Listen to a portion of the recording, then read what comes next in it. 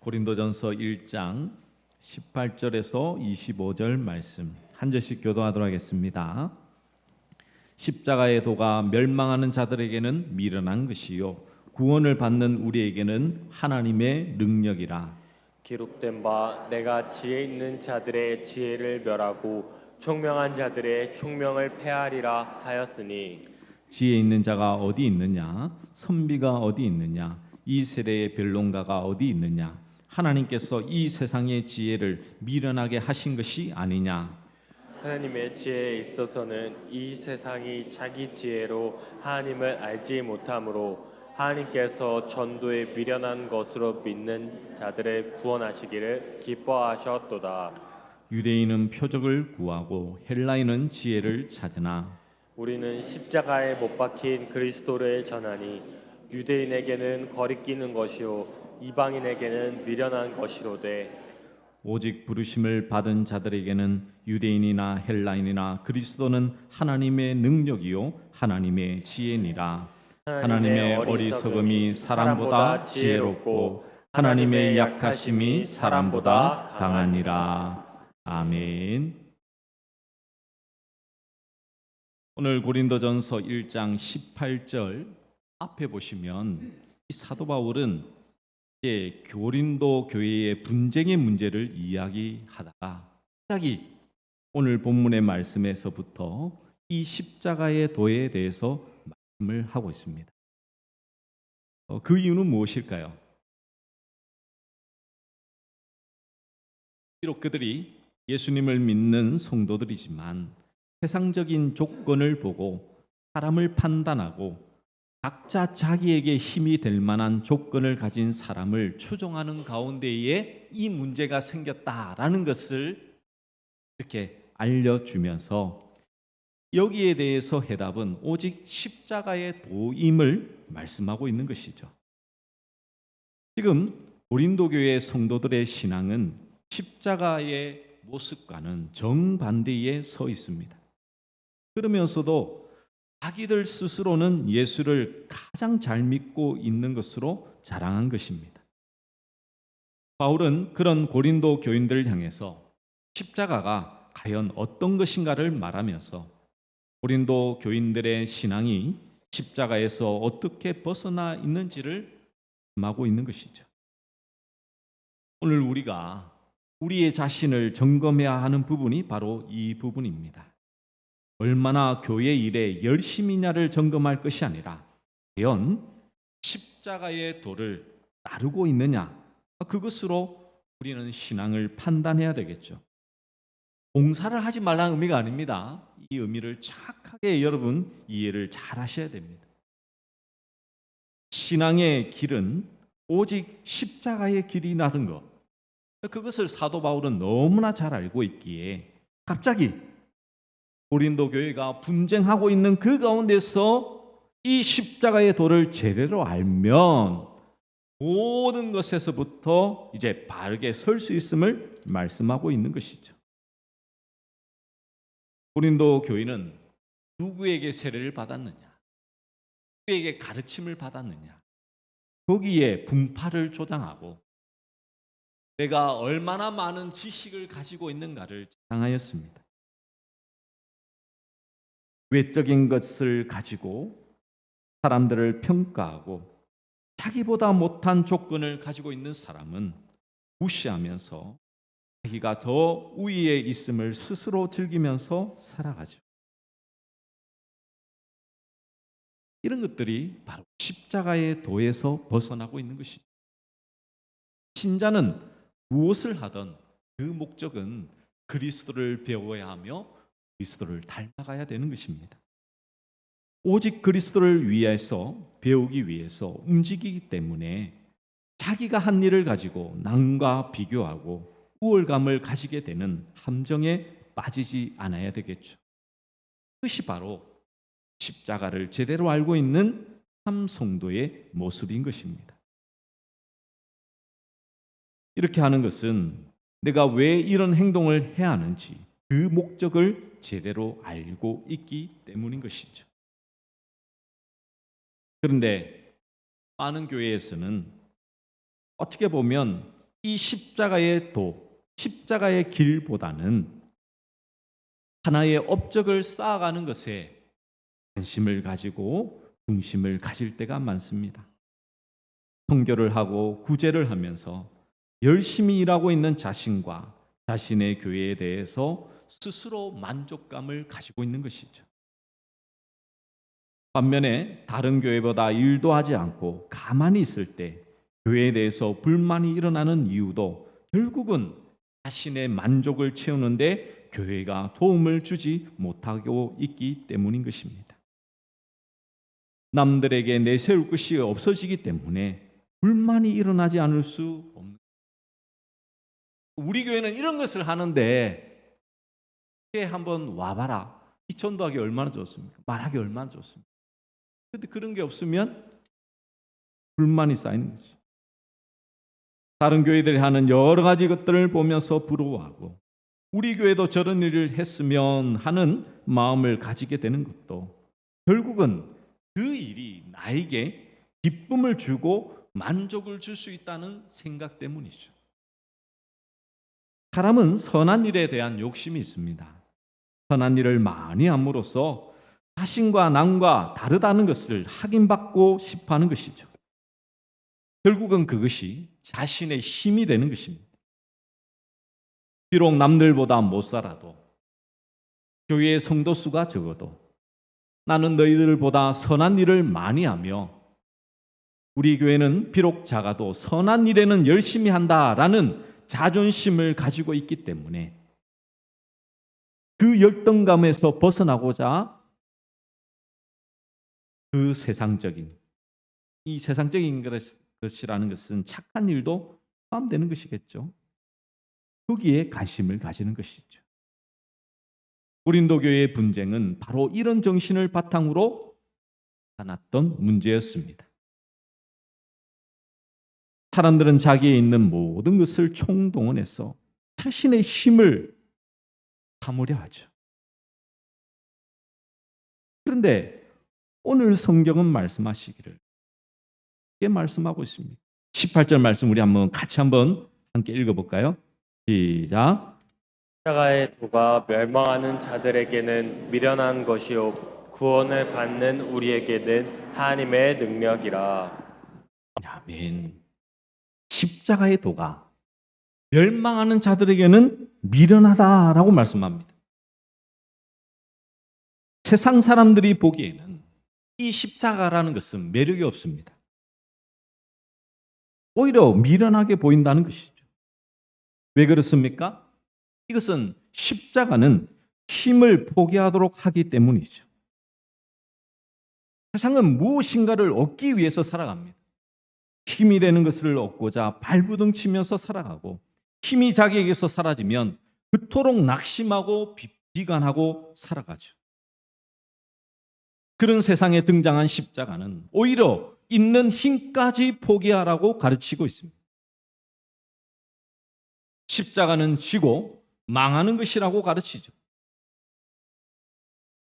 이런 십자가의 도가 세상 사람들에게는 미련하게 보이는 것은 당연한 것입니다.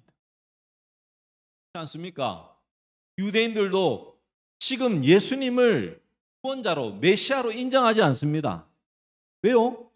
그들이 생각했던 메시아와는 전혀 달랐기 때문에.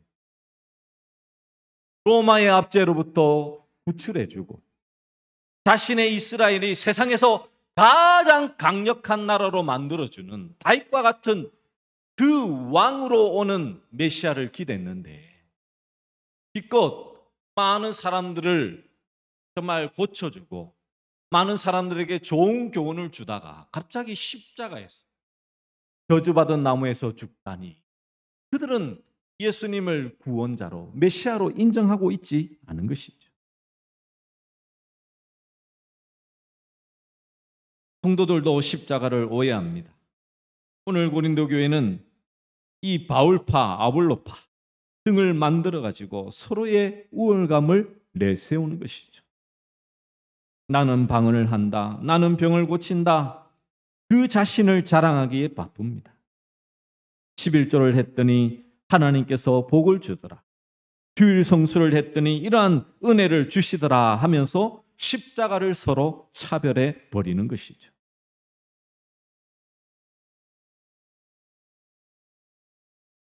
여러분 솔직히 여러분 안에서 정말 정확하게 한번 고백해 보십시오. 여러분에 있어서 주님의 은혜는 무엇입니까? 아니, 우리에게서 가장 큰 은혜가 뭐냐고요? 죽은 죄인이었던 나를 살려주신 것 아닙니까? 이 은혜가 차별이 있습니까? 저는 반쯤 살려주고 우리 집사님은 아예 죽여버리다가 그냥 숨만 붙여주고 이렇습니까? 아니잖아요. 이 은혜는 모든 신자가 다르지 않습니다. 동일한 것이죠. 이 은혜를 깨닫도록 하기 위해서 어떤 사람에게는 체험을 주기도 하고 어떤 사람에게는 말씀을 통해서 그리스도를 알게 하는 것이죠. 결국 자신의 체험을 자랑하며 십자가를 차별화하는 것도 그리스도의 십자가의 도의 반대편에 있는 모습에 불과하다라는 것을 알아야 하는 것입니다. 그래서 십자가는요, 우리의 자랑이 될 만한 것들 다 꺾어버리는 것이죠. 자랑을 할 수 없도록 입을 다물게 만들어버리는 것입니다. 단지 자랑하지 말라는 명령 때문에 아닙니다. 스스로 자랑을 할 수 없도록 만들어버리는 것이죠. 내가 자랑이 될 만한 것들이 있을 때 자랑하죠. 그런데 십자가는 일단 나를 무엇이라고 말합니까? 죄인이라고 고백하게 만들잖아요. 십자가 앞에 서서 당당히 고개를 들 수 있는 사람 아무도 없습니다. 하나님이신 그분이 나를 위하여 지금 십자가에서 죽으셨는데 그 앞에서 고개를 당당히 들며 나는 이것 때문에 나는 십자가 앞에서 자랑합니다라고 말한다는 것은 얼마나 어불성설입니까? 죄인이라고 선언해 버리는 것은 우리의 힘으로서는 그 어떤 선한 일도 할 수 없음을 전제하고 있는 것이죠. 그런데 고린도 교회의 성도들은 이 복음을 세상의 지혜의 일종으로 그리고 복음을 전하는 사도들은 지혜의 선생으로 착각하고 있었습니다. 그래서 말을 잘하는 것 이것이 복음 전하는 것인 줄 오해하고 있었던 것이죠. 그래서 서로의 지혜를 자랑하다 보니 분쟁이 일어나게 된 것입니다. 그러나 복음은 세상의 지혜나 지식의 힘으로 전파되는 것이 아닙니다. 고린도 교회 성도들은 복음을 복음으로 이해하지 못했기 때문에 세상적인 가치관에 따라서 복음을 이용하고자 했던 것이죠. 이런 점에서 바울 사도는 세상의 힘과 지혜를 십자가와 대립시켜서 설명하고 있는 것입니다. 그래서 18절 하반에 보시면 구원을 받는 우리에게는 이 십자가가 뭐라고요? 하나님의 능력이라.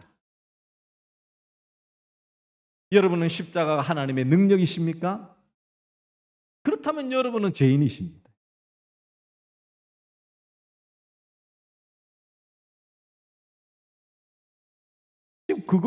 지금 사도 바울 그걸 말씀하고 있는 거예요.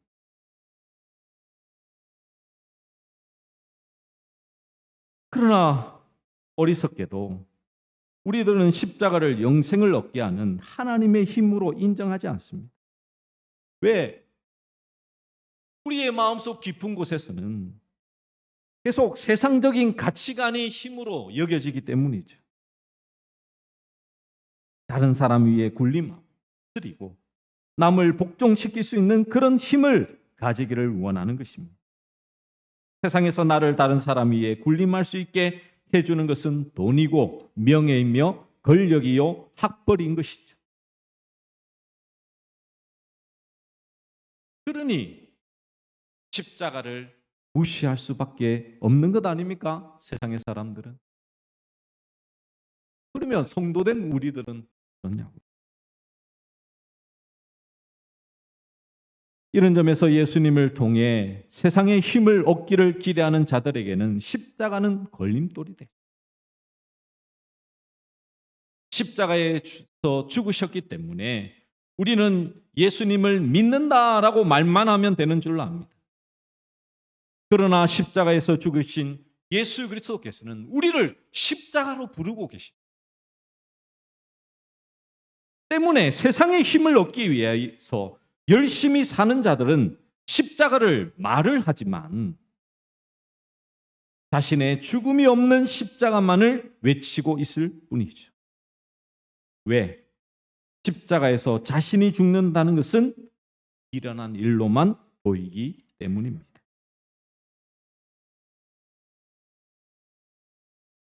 인간은 십자가에서 하나님께서 행하신 모든 일에 대해서 미련하게 여기지만 하나님은 인간의 모든 지혜를 미련한 것으로 보고 계시죠.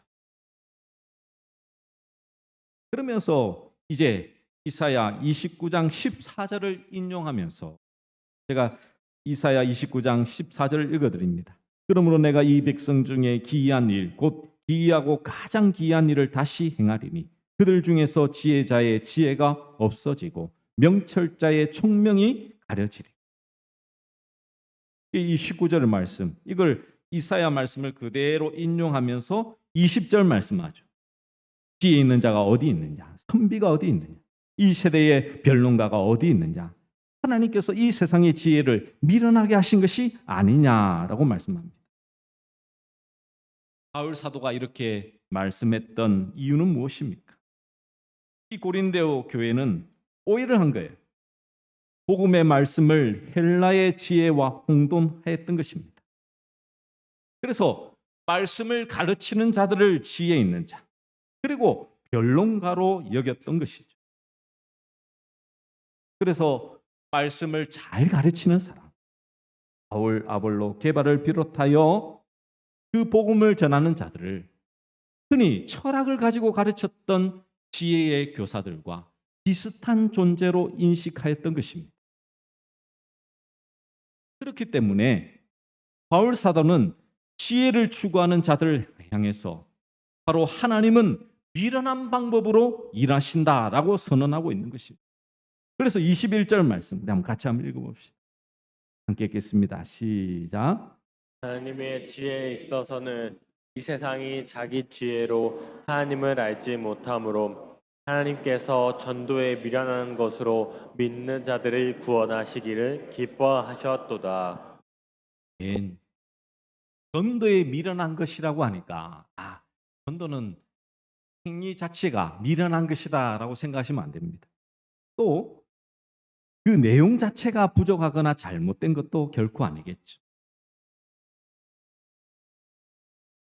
전도를 통해서 전해지는 내용이 미련하다는 것입니다. 이 의미를 정확하게 이해를 하셔야 되겠죠. 왜냐하면요, 세상 사람들이 쉽게 납득이 되지 않는 내용이 있어서 아무리 전해도 미련스럽게 알아듣지 못한다는 것입니다. 그 이유가 무엇입니까? 22절과 23절이죠. 제가 읽어드리면 유대인은 표적을 구하고 헬라인은 지혜를 찾으나 우리는 십자가에 못 박힌 그리스도를 전하니 유대인에게는 거리끼는 것이요 이방인에게는 미련한 것이로되 라고 말씀합니다.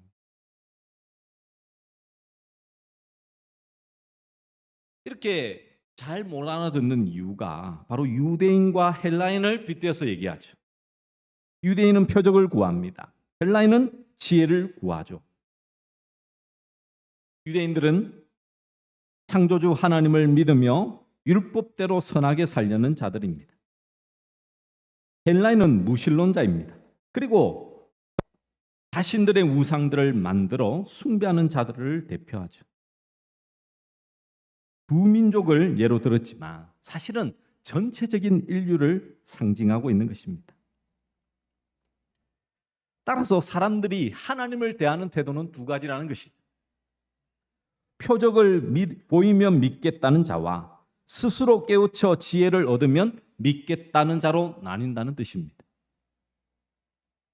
그런데 십자가는 이 두 가지 요구 어디에도 부응하지 못하니까 전함을 받은 자, 복음을 전했을 때에 듣는 자들이 이거는 좋은 소식인커녕 도리어 미련해 보이는 것이죠.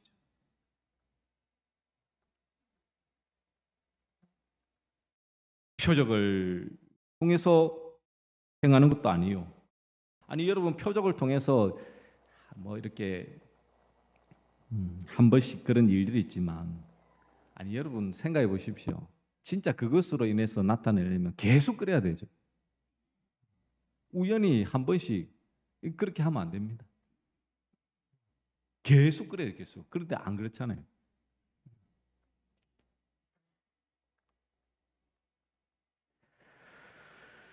여러분 신자가 전한 내용이 불신자에게 미련하지 않게 여겨지고 쉽게 수긍하고 좋아하면요 잘못된 겁니다, 여러분. 이 말의 의미가 이해되십니까? 유대인이 표한 구하는 표적은 무엇입니까? 모세가 10가지 재앙과 홍해의 이적으로 애굽의 종살이에서 자기를 구해 주었듯이 예수님께서도 로마의 압제에서 구원해 주는 해방자가 되어 주기를 바랬던 것이죠. 그래서 하늘로부터 만나를 이렇게 주시니 예수님을 어떻게 합니까? 모세처럼 하늘에서 만나를 내려주는 그 모습을 예수님께서 오병이어로 보여주니까 예수님을 당장 왕으로 삼으려.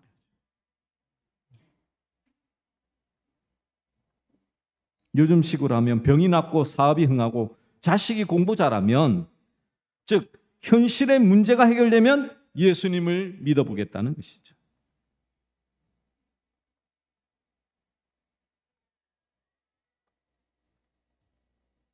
근데 여러분 잘 생각해 보십시오. 교회 다닌다고 어려운 일이 안 생깁니까? 문제가 없나요? 여러분이 정말 그걸 여러분의 어릴 때부터 지금까지 나는 예수님 믿어서 다 잘 됐습니다 하고 말할 수 있는 사람 한 사람이도 있습니까?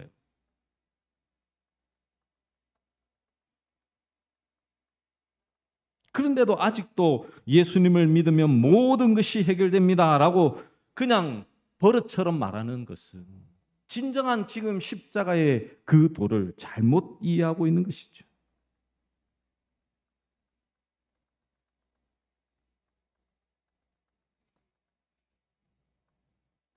그래서 아무리 그 표적을 구하는 사람들에게 그것을 말한들 늘 그런 것이 아니니 한두 번은 신기하다가도 흥미가 떨어져 버리는 것이죠. 헬라인은 어떤 지혜를 구했습니까? 사도행전 17장 21절에 보시면 이렇게 말씀합니다. 모든 아덴 사람과 거기서 나그네된 외국인들이 가장 새로운 것을 말하고 듣는 것 이외에는 달리 시간을 쓰지 않으며, 이 헬라 철학이요. 지금도 뭐 이렇게 철학을 공부하면 아시겠지만 그 시대의 것이 대부분 지금도 이어지고 있어요. 이 철학의 중심입니다. 그러니까 항상 그 당시에 유행했던 철학과 사상에만 매료되어 있는 것이죠. 인간이 얼마든지 스스로 깨우쳐서 의롭고도 의미 있는 인생을 살 수 있다라고 믿었기에 만약 그런 일에 도움이 된다면 어떤 가르침이라도 받아들였던 것입니다. 그래서 헬라인이라고 신의 존재를 완전히 부인한 것이 아니죠. 온성의 우상이 가득했고 심지어 알지 못하는 신에게라고 새긴 단도 있었습니다. 사도 바울은 그들에게 범사의 종교성이 많도다라고 평했죠. 즉 그러니까 조금만 좋아 보이면 어떤 사상과 도덕과 종교를 다 수용하고 받아들이는 것이죠. 이게 뭡니까? 범신론, 뉴에이지 운동.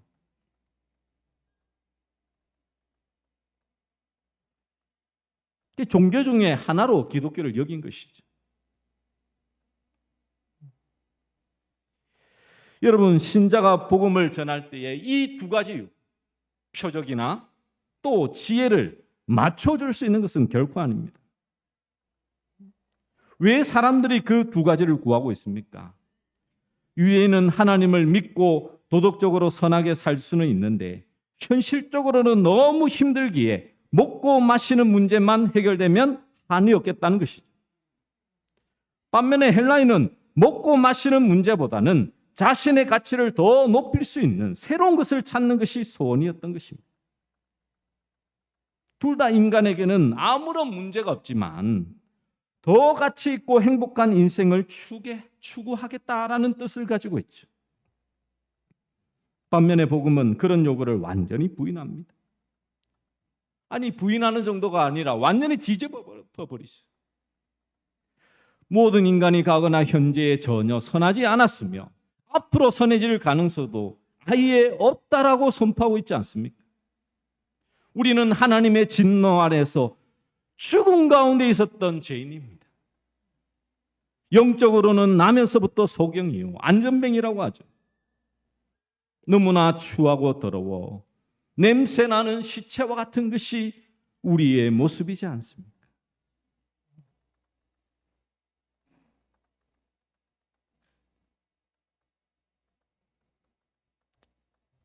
이런 메시지를 전할 때에 누가 과연 그것을 받아들일 수 있겠습니까?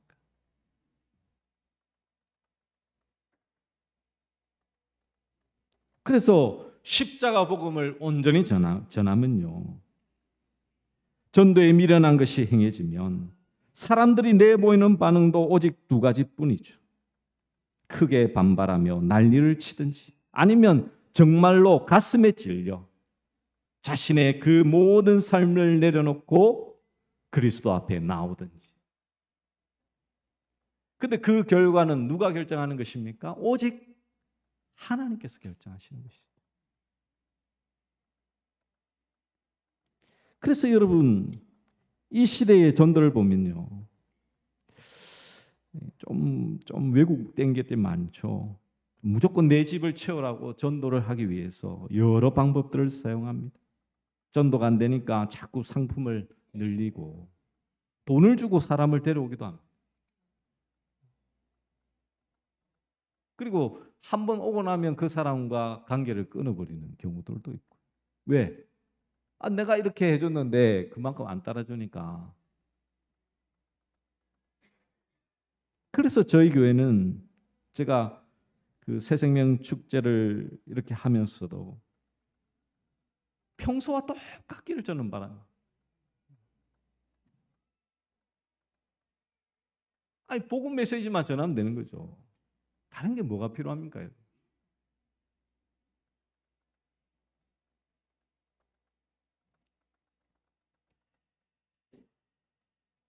사람들을 한 명, 두 명, 아니 수십 명, 수백 명 데려다 놓은들 그 다음 주 되면 다 사라지는 그 인원들이 뭐가 필요하냐고요, 여러분. 자랑하려고?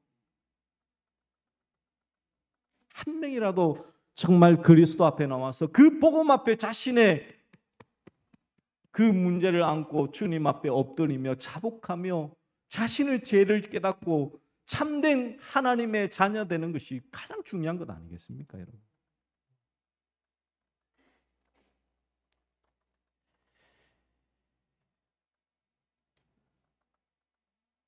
처음부터 거짓 복음을 전한다면, 억지로 끌고 모아서는 나중에 복음을 제대로 가르친다는 것은 여러분 사기꾼들이 하는 것 아닙니까, 여러분? 표적과 지혜를 준다고 했는데 피 묻은 십자가를 꺼내 놓으니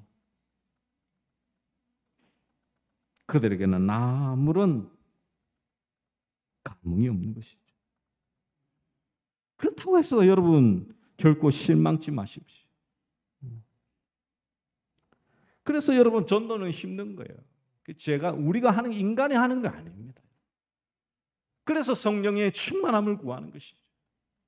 내가 성령님의 다스림 속에서 주의 복음을 힘있게 전할 때에 그 복음의 능력이 그 사람 가운데 나타나야 되는 거잖아요. 그런데 그 모든 결정은 내가 하는 것이 아닙니다. 오직 하나님께서 그 마음의 문을 열어주시고 그 심령을 살려주셔야지만, 그 복음이 들려져야지만 그 영혼이 살아나는 것 아니겠습니까? 그러므로 우리가 기억할 것은 다른 것이 아닙니다.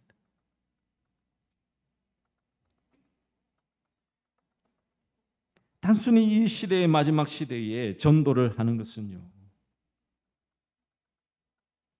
내가 먼저 내가 하나님 앞에서 정말 하나님 앞에서 중요하게 생각할 것이 있습니다. 십자가 말고는 아무런 희망이 없다는 사실을, 이 진리가 내 몸속 가장 자리 잡고 있어요. 그래야지만 세상의 소리에 여러분 흔들리지 않잖아요. 누가 주식을 해서 매덕을 얻었다더라, 누가 집을 샀는데 매덕의 이윤을 남겼다더라, 나는 왜 그럴까라고 하는 것은 아직 지금 그리스도가 여러분 이 중심이 되어 있지 않는 것이죠.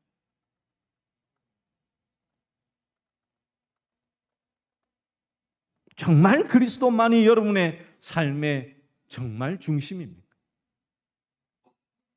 여러분의 인생에 있어서 가장 큰 은혜가 이 십자가입니까? 그렇다면 여러분은 전도할 때 이 미련한 것을 통하여서 여러분이 가지고 있는 이 진리를 더욱더 당당히 드러내시고요, 거부당하시더라도 결코 실망치 마십시오. 아, 잘 전하고 있구나. 그 사람이 정말 복음 앞에 엎드리지면요, 그거는 진짜 주의 은혜죠. 근데 대부분 어떻습니까? 거부합니다. 아이, 조용히 하라고, 하지 말라고, 내 앞에서 그런 말 하지. 그게 당연한 거예요. 왜? 미련한 것이. 그러므로 매일의 삶 속에서 우리에게는 오직 십자가만이 기쁨이고 소망인 것을 여러분 매 순간 잊지 마시고, 이 전도에 미련한 것을 사용하시는 그 하나님만을 바라보시면서 매일을 주님과 동행하며 사랑하는 우리 모든 믿음의 종들 되시기를 간절히 축원합니다. 우리 슬픈 마음 있는 자, 우리 함께 찬양하도록 하겠습니다.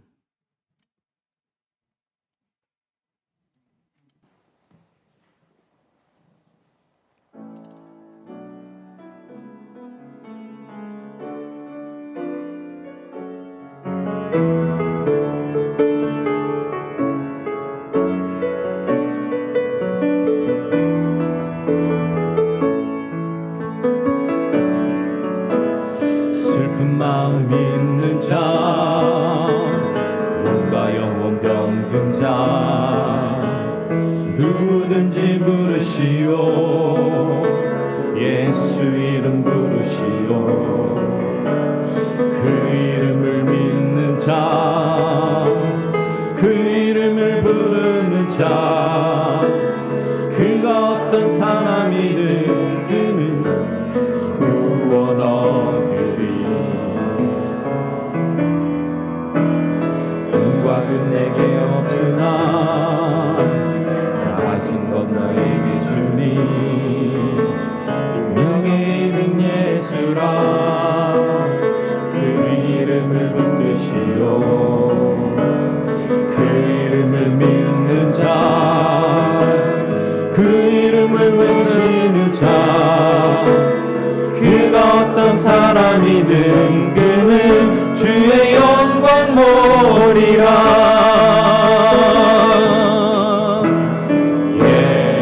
예수